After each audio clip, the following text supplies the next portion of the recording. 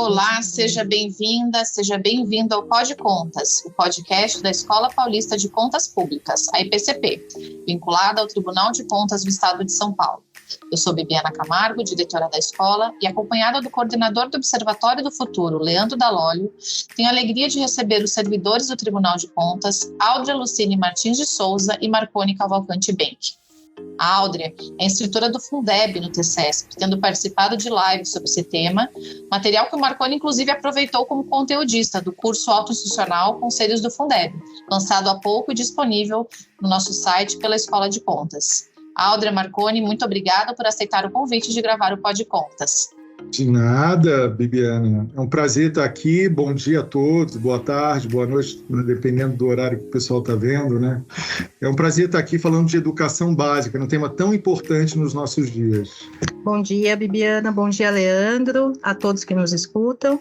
Agradeço imensamente pelo convite e estamos aqui à disposição para conversarmos aí sobre o Fundeb. Com os cumprimentos iniciais, passo a palavra agora para o Leandro, para a gente comece o nosso bate-papo. Tudo bom, Leandro? Tudo jóia, Bibiana. Um grande abraço para você, para o Marcone, para a Áudrea. É uma satisfação enorme a gente estar aqui hoje conversando sobre esse assunto tão importante. A educação de qualidade, inclusive, é um dos objetivos de desenvolvimento sustentável, o de número 4, que busca assegurar a educação inclusiva e equitativa de qualidade e promover oportunidade de aprendizagem para todos e para todas.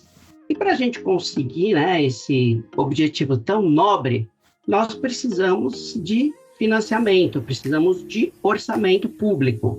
E o Fundeb, que é o Fundo de Manutenção e Desenvolvimento da Educação Básica e de Valorização dos Profissionais da Educação, ele se tornou permanente com a Emenda Constitucional número 108 de 2020, inclusive já foi regulamentada pela Lei 14.113, também de 2020. Áudrea, eu gostaria de iniciar a nossa conversa explicando o que é o Fundeb e por que ele é tão importante. Sim. Pois não, Leandro. Então, nós podemos conceituar o Fundeb como uma política de redistribuição dos recursos educacionais. Por que isso? É uma medida que passou a ser bastante necessária com a entrada da vinculação constitucional de 25% dos impostos, que foi previsto ali na Constituição Federal de 88. No decorrer do tempo, foi se constatando uma imensa distorção no investimento educacional entre as regiões do país, porque estados e municípios mais pobres não tinham a mesma capacidade, obviamente, de captação de receita e, por consequência, também não tinham a mesma capacidade de investimento na rede de ensino. Aí, dessa forma, a rede básica não tinha a mesma qualidade em todo o território nacional. E aí, para equalizar essas distorções, que foi implantada essa política de redistribuição dos recursos. Então, o Fundeb que nós temos hoje é um desdobramento dessa política que se iniciou lá em 1996 com a criação do antigo Fundef e que, pelos avanços e resultados que o programa apresentou, ele foi sendo aprimorado. Então, primeiro pelo Fundeb, que o substituiu em 2007, e agora pelo denominado que nós chamamos, de novo Fundeb, o que também já trouxe bastante avanço em relação ao anterior. Está em vigor desde 2021. O Fundeb ele é voltado para o financiamento da educação básica pública. A educação básica é composta por 3 etapas. É importante mencionar que está incluído o ensino infantil, que inclui a creche e a pré-escola, o ensino fundamental, que é dividido em fundamental 1 e 2, que abarca aí alunos de 6 a 14 anos, e o ensino médio. Então, são aí ao menos 17 anos de investimento, para a formação básica e completa do educando. E na prática, como é que essa política é desenvolvida? O Fundeb, no fim, na prática, é um conjunto de 27 fundos estaduais. Então, são 26 estados mais o Distrito Federal. E esses fundos são formados com recursos que são provenientes das 3 esferas do governo, sendo que estados e municípios vão contribuir com 20% da receita proveniente de uma cesta de impostos, que estão elencados ali na lei, e a União vai participar do fundo, porém de uma forma complementar. Então, uma vez arrecadados, esses recursos serão, então, redistribuídos para os entes e agora de uma forma igualitária. A redistribuição desses recursos, ela é embasada no número de matrículas de cada ente e diversos cálculos ponderados. Então, esses cálculos, por exemplo, eles levam em conta a etapa que se está distribuindo o valor, se é para etapa infantil, se é para fundamental ou médio. Se sabe que um educando da etapa infantil da creche tem um custo muito maior do que o ensino médio. Então, essa ponderação vai levar em conta esse fator. A modalidade de ensino, que ela pode ser regular, especial, de jovens e adultos. A jornada pode ser tempo integral ou parcial. É óbvio que a de tempo integral vai ter um custo maior e por isso vai pesar mais na ponderação. E também a localização, né? Se a rede é urbana ou rural, que também tem aí as suas diferenças e especificidades. E é aí, nesse momento, que a União vai participar do fundo, complementando o valor mínimo por aluno, caso o Estado ou município não o atinja. Então, depois de apurado esse valor, com todas as ponderações, vai se verificar o valor mínimo anual do aluno. Esse valor é apurado todo ano por um órgão responsável no Ministério da Educação. Visto que Estado ou município não atingiu, a União vai complementar, com o objetivo de que todos os entes recebam o mesmo valor mínimo por aluno. Então, nós extraímos disso tudo os principais objetivos do Fundeb. O primeiro é promover a equidade na distribuição dos recursos, visando, então, que os estudantes de todos os municípios e estados tenham garantia das mesmas oportunidades educacionais. Dessa forma, também, reduzir as desigualdades entre as diversas redes municipais e estaduais do país, protegendo e abrangendo as populações mais vulneráveis economicamente. Contribui muito para a universalização da rede e aumento da qualidade da educação básica. E um dos objetivos também do Fundeb é garantir uma remuneração condigna aos profissionais da educação. E por que isso é importante, né? Todos esses objetivos implantados, obviamente, vão resultar na melhoria da qualidade da educação. Os benefícios são inquestionáveis, né? Quando a gente está falando de uma política pública extremamente sensível para a sociedade, né? Inclusive, a gente pode mencionar que já há estudos que correlacionam que o aumento no valor do investimento anual no aluno ele pode resultar no melhor desempenho dos resultados em índices educacionais, como o IDEB, por exemplo. Então, é por essa importância, que a regulamentação do Fundeb é bastante rígida, né, no que tange a aplicação correta desses recursos. O Tribunal de Contas atua intensamente no controle da aplicação do Fundeb, até porque a não observância dos preceitos de aplicação é uma falha grave do gestor e pode ensejar, inclusive, na reprovação das suas contas. Mas a atuação também do tribunal também se destaca na sua missão pedagógica, que é direcionada a todas as partes envolvidas, que são os gestores, os conselhos, o cidadão comum, né? E o tribunal disponibiliza manuais detalhados com uma linguagem acessível, realiza cursos e encontros periódicos sobre a matéria, visando ter a maior capacitação de todas as partes envolvidas nesse processo educacional. E com isso, Leandro, nós podemos inferir que o aumento de recursos na área educacional que o Fundeb proporciona é extremamente bem-vindo. Mas a gente gosta de ressaltar que os resultados que são almejados só serão obtidos se houver efetividade na aplicação desses recursos. Desde o planejamento, que envolve estudos para o estabelecimento de programas e ações necessárias e factíveis também para aquele ente, até a aplicação final e correta dos recursos. E é só assim que nós poderemos chegar mesmo ao objetivo principal, que é a melhoria da educação básica em todo o território nacional. Obrigada, Áudria. Acho que essa apresentação que você fez deu uma contextualizada, né, no Fundeb, apresentando os principais conceitos e objetivos que, no fim das contas, né, garantir as mesmas oportunidades para todos os alunos e valorizar os profissionais da educação. Além dessa questão da distribuição dos recursos, também você destacou a importância e o papel dos entes federativos, né? Nesse sentido, os estados, os municípios, eles precisam cuidar também da qualidade da educação pública, e o Fundeb ele demonstra uma atenção a esse aspecto essencial. Então, nessa linha, Marconi, eu gostaria que você, por favor, nos explicasse o que é o custo aluno-qualidade e apresentasse um panorama da situação da educação no Brasil, a partir desses importantes indicadores que ajudam a fazer essa medição qualitativa. Bom dia, boa tarde a todos e boa noite, né? Então, veja bem, Bibiana, eu vou primeiro dar um panorama da educação, não no Brasil inteiro, eu foquei mais aqui em São Paulo, no estado de São Paulo. Veja bem, a população de São Paulo é hoje cerca de 46.289.000 pessoas. O rendimento domiciliar per capita no nosso estado é R$ 1.814. E na educação básica, matriculados, esses são dados recentes, de 2021, nós temos 9.958.000 alunos, ou seja, quase 10 milhões, o que equivale a mais ou menos um quarto, né? um quinto, porque 46 milhões a população de São Paulo, é muita gente matriculada na educação básica, em todas as suas etapas, na creche, na pré-escola, que forma a educação infantil, no Fundamental 1, no Fundamental 2 e no ensino médio. Desse total de cerca de 10 milhões de alunos, nós temos 7.586.000 matriculados na escola pública. É 76,2%, é a ampla maioria está em escolas públicas, estaduais e municipais. E nas privadas, nas escolas privadas, nós temos apenas 23,8%, que é 2.300.000 aproximadamente.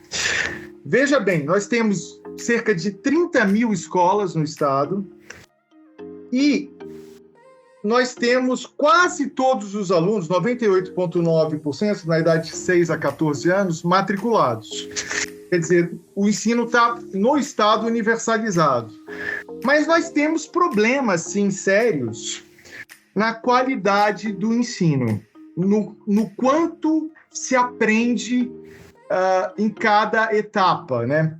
Então, pensando, por exemplo, no Fundamental 1, né, que são os anos iniciais, são 5 anos iniciais de ensino, né, formal, até que não temos tantos problemas. Veja, em língua portuguesa, pensando só nas escolas públicas, nós temos um aprendizado, um desempenho de 69,1%, ou seja, do conjunto de conteúdos, 69% é aprendido. Já em matemática, é um pouco menos, 62%, né, do que deveria ser aprendido é aprendido. Esse é o desempenho nos anos iniciais do Fundamental. Agora, se a gente vai para o Fundamental 2, né, a situação já fica bastante mais crítica. Veja, pensando só em escola pública, o rendimento, o desempenho é de só 43,3%, do que deveria ser aprendido é aprendido em língua portuguesa. Em matemática, somente 22,9%. Ou seja, é uma nota baixa. No ensino, no Fundamental 2, tanto o aprendizado de matemática quanto de língua portuguesa está abaixo de 50%, ou seja, os alunos estão reprovados aí, né? Essa baixa qualidade do ensino, que a gente verifica sobretudo nos anos finais e também no ensino médio, ela acabou gerando uma preocupação do Constituinte de 88 de se criar um indicador que seria de qualidade, né? A Constituição fala claramente, né,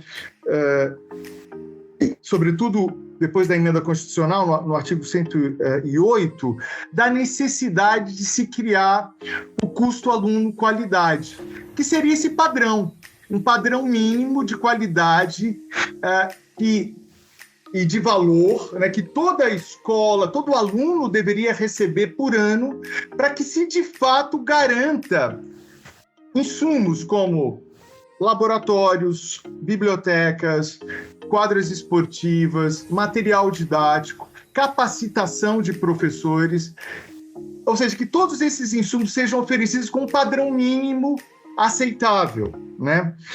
A nova lei do Fundeb, no artigo 49, também fala da necessidade de criação disso, só que coloca tanto a Constituição como a Lei 14.113 de 2020, coloca para uma lei complementar definir em detalhes o que seria esse custo aluno-qualidade.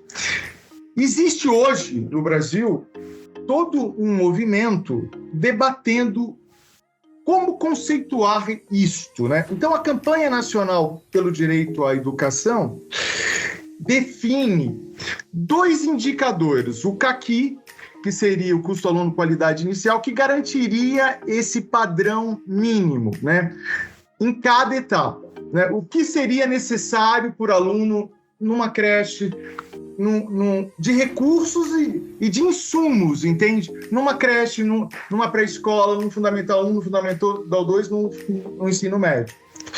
E existe também essa mesma campanha nacional conceitua ou propõe o conceito do CAQ, que seria custo aluno qualidade, só que aí não se estaria só pensando num padrão mínimo, se estaria relacionando o custo do aluno à dinâmica do PIB. Nós sabemos que o Brasil é uma das nações que tem um bom PIB, tá? É o 10º melhor PIB do mundo, né? No entanto, se a gente compara o Brasil com as nações da OCDE, a gente investe 2,3 vezes menos do que a média dessas nações. Nós investimos cerca de 6,8% do PIB, eles investem quase 20%, a maioria dos países desenvolvidos.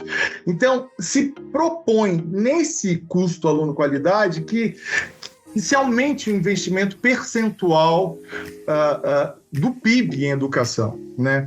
E isso é importante. E nesse contexto se também propõe uma melhoria no salário básico do professor, que seria um piso nacional equivalente ao salário mínimo do DIEESE, que hoje está em R$ 6.912, praticamente R$ 7.000 seria o piso mínimo que se propõe nessa campanha de discussão do CAQ, né? Então, veja, tudo isso é muito importante, essa discussão da qualidade, dos investimentos que precisam haver, dos insumos, porque desde a urbanização, do processo rápido de urbanização que o Brasil passou, lá pelos anos 50, 60, essa urbanização acelerou, a qualidade da educação pública caiu muito. E nesses 70 e poucos anos, nós não conseguimos melhorar a qualidade da educação pública. E está se propondo justamente o CAQ, essa discussão mais aprofundada do que seria um padrão mínimo de qualidade, que não envolve só recursos, mas envolve também capacitação de professores, tipos de laboratório, tipos de pedagogia, etc., está se propondo nisso justamente superar esse problema da baixa qualidade que já vem durante 70 anos, né? Então é importante essa discussão, ela está na pauta aí dos nossos dias. É isso. Ótimo. Excelente contextualização, excelente destacar essa importância que não basta só gastar, mas precisa gastar bem para realmente trazer esses avanços necessários para a gente ter uma educação que seja relevante, que possa assegurar aí que nossos estudantes tenham habilidades necessárias, não só no âmbito profissional, mas também como cidadãos e no contexto que eles estão. Então, assim, pelo que o Marconi colocou, pelo que a Áudrea também já colocou, os recursos eles devem ser gastos com ações voltadas para a manutenção e desenvolvimento do ensino. Tem ações que se enquadram nessa categoria, tem ações que não se enquadram nessa categoria, conforme a lei aí de diretrizes e bases da educação. Eu gostaria de aprofundar um pouco mais esse tópico, perguntando aí para a Áudrea nos ajudar aí a nossa audiência a distinguir quais ações podem e quais ações não podem ser consideradas como manutenção e desenvolvimento do ensino. Pois não, Leandro, é isso mesmo. A Lei de Diretrizes e Bases, ela estabelece expressamente as despesas que são consideradas e as que não são consideradas como manutenção do ensino. Antes de adentrar especificamente nos exemplos, eu queria só mencionar, em relação ao Fundeb, nós temos essa vinculação, né? As despesas devem ser aplicadas na manutenção e desenvolvimento, e há uma subvinculação, que a aplicação dos recursos recebidos deve obedecer um percentual mínimo de 70% em remuneração dos profissionais de educação básica. Então, de todos os recursos recebidos pelo ente, ele tem que aplicar no mínimo 70% neste âmbito, que é na remuneração dos profissionais. Assim, os 30% restantes que serão aplicados nas demais despesas consideradas na manutenção e desenvolvimento do ensino. Eu gostaria ainda de aprofundar em relação às despesas com os profissionais de educação. Na época da promulgação da lei, houve muita dúvida em relação ao conceito de quais seriam ou não os profissionais da educação básica. Esse impasse só foi saneado praticamente um ano depois, com a promulgação de uma nova lei que alterou a redação do dispositivo e aí definiu de forma mais clara o conceito de profissional da educação.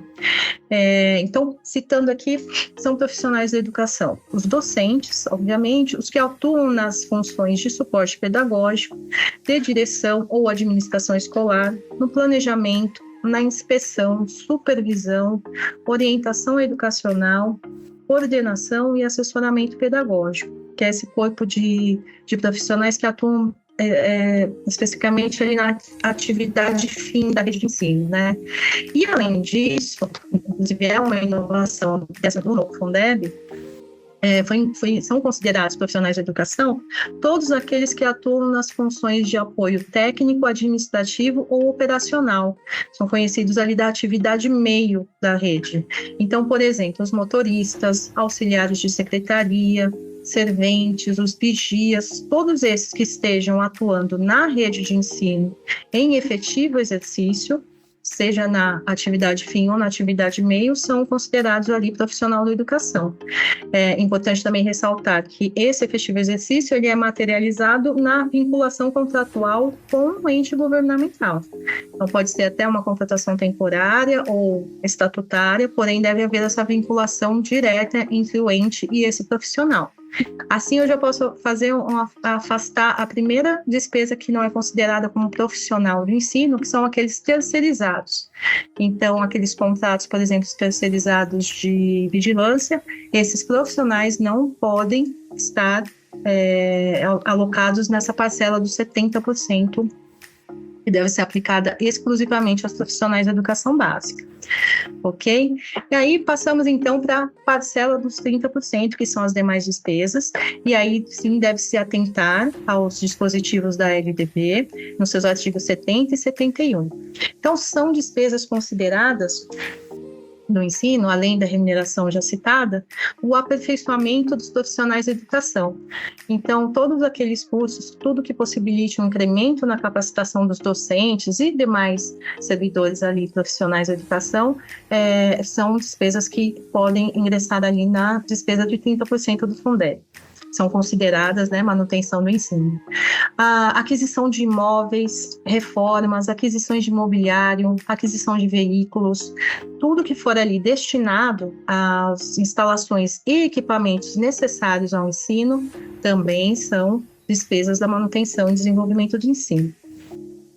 Uso e manutenção de bens e serviços vinculados ao ensino. Por exemplo, a manutenção de computadores, aluguel dos imóveis que são utilizados na rede, por exemplo, o aluguel de um prédio para a secretaria de ensino ou para uma unidade escolar, as despesas com serviços de energia, água, internet, todas essas estão ali incluídas na manutenção do ensino, manutenção e desenvolvimento do ensino.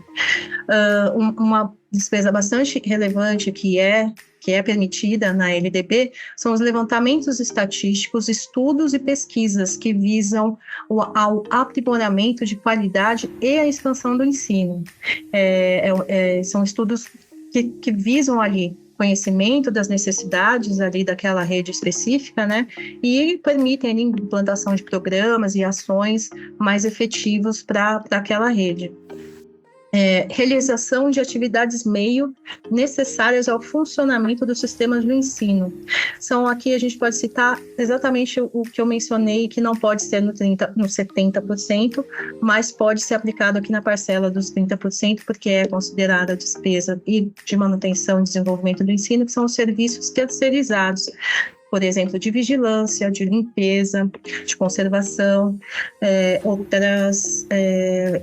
outros elementos que cabem aqui, a aquisição de materiais de consumo, por exemplo, os produtos de higiene da escola, são usados ali na rede, produtos de limpeza, conservação também podem ser adquiridos com esses recursos. Por fim, a gente tem também a aquisição de material didático escolar. Todo o material que é utilizado pelos alunos, além do que pode ser também utilizado pelos professores. Um acervo da biblioteca que está também localizado na unidade escolar também pode ser adquirido com esses recursos, jogos pedagógicos, materiais para educação física, por exemplo. Então, todo esse material didático escolar está incluído como manutenção e desenvolvimento do ensino. Além disso, temos também o programa de transporte escolar. Então, a aquisição do veículo, as despesas com a manutenção desse veículo, a aquisição do combustível, tudo que envolve ali o programa de transporte também faz parte, é uma despesa permitida na LDB. Por outro lado, nós temos ali as despesas vedadas. Então, por exemplo, pesquisa não vinculada à instituição de ensino e efetivada fora dos sistemas de ensino, que não visa ao aprimoramento da sua qualidade, não são permitidas com recursos do Fundeb nem da educação. Subvenção a instituições públicas ou privadas que não tenham caráter do ensino, que sejam de caráter assistencial, desportivo ou cultural. Nesse caso, também é vedada a despesa com esses recursos. Programas suplementares de alimentação, que aí no caso é a merenda escolar, é vedada a despesa com merenda escolar com recursos específicos ali do ensino e do Fundeb. Assistência médico-odontológica, farmacêutica e psicológica e outras formas de assistência social também são despesas expressamente vedadas na LDB. Mas aqui eu preciso ressaltar, quanto aos psicólogos e assistentes sociais, a lei do Fundeb ela permite que, desde que eles componham uma equipe multidisciplinar, possa haver o pagamento com os recursos do Fundeb da parcela do 30%. Então é importante ressaltar que eles devem compor essa equipe, que geralmente é formada por psicopedagogos, psicólogos, assistentes sociais e outras categorias que tentam fazer um diagnóstico geral ali da rede. Não é um atendimento clínico específico para cada educando. É aquele atendimento multidisciplinar. Aí, neste caso, sim, ele caberá e poderá ser pago com recursos do Fundeb dentro da parcela de 30%. Voltando à relação das disposições da LDB, também são vedadas obras de infraestrutura, ainda que realizadas para beneficiar direta ou indiretamente a rede escolar. Então, assim, por exemplo, uma obra de pavimentação que beneficia ali, obviamente, a escola, mesmo assim, ela não vai ser aplicada com recursos, vai ser paga com recursos do ensino. Outra situação vedada pela LDB é o pagamento de pessoal docente e demais trabalhadores da educação que estejam em desvio de educação ou atividade alheia à manutenção e desenvolvimento do ensino. Isso pode ocorrer principalmente com docentes que são alocados em outra área ali doente e não estão mais diretamente ligados à rede de ensino. Nesse caso, eles não podem ali constar na folha de pagamentos específica do ensino e muito menos ser pagas com recursos do ensino. Vale ainda lembrar que na lei do Fundeb consta expressamente que é vedada a despesa com profissionais aposentados e pensionistas, bem como aportes atuariais para regimes de previdência, mesmo que sejam relacionados aos profissionais da educação.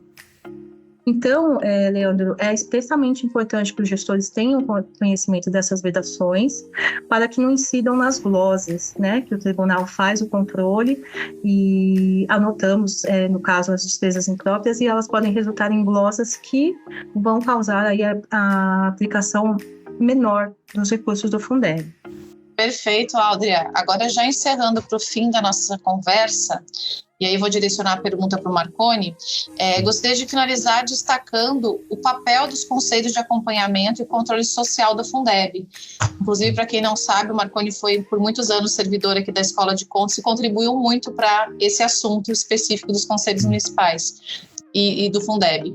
Então, Marconi, compartilha com a gente a importância do controle social e o papel desses conselhos, por favor.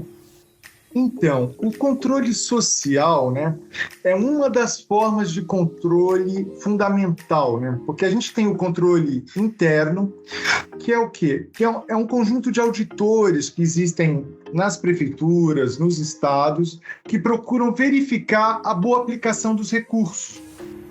Se os gastos em cada uma das áreas estão atingindo objetivos, atingindo resultados, se estão dentro do preço do mercado e assim por diante. O controle externo também faz esse trabalho, só que de uma maneira mais ampla, né? Olhando não só o orçamento, mas também os balanços, né? Financeiro, patrimonial, né? O balanço orçamentário. Enfim, tudo isso é importante como forma de controle. E vem o controle social, então, dá uma contribuição fundamental, que é justamente reunir, né, um conjunto, no caso aqui do Fundeb, de alunos, professores, pais, membros também da Secretaria de Educação Municipal, Estadual, para ver como esses recursos, né, do Fundeb, que é muita coisa, 20% da receita de impostos do município, estão servindo à melhoria, ao desenvolvimento da educação básica. Eles podem olhar, sim, se os recursos, se os gastos, não é, estão sendo aplicados dentro de padrões de preço do mercado. Pode olhar se aqueles cursos de capacitação, por exemplo, de professores, estão realmente melhorando a qualidade das aulas, o desempenho dos alunos na língua portuguesa, na matemática, né? Ou não, né? E podem também, veja bem, esses conselhos, porque sempre duas ou mais cabeças pensam melhor que uma, né? Podem ver o dia a dia, né? Se, por exemplo, todas aquelas pessoas que estão na folha de pagamento, elas estão trabalhando na escola, ou não, se elas estão sendo desviadas para outras áreas, como, por exemplo, a cultura. É muito comum professores de escola serem desviados para as outras áreas da administração pública e não atenderem a educação, né? Então, tudo isso o conselho pode contribuir. E para isso, né, os conselhos, os CACs, têm, por lei, né, atribuições bem definidas, né?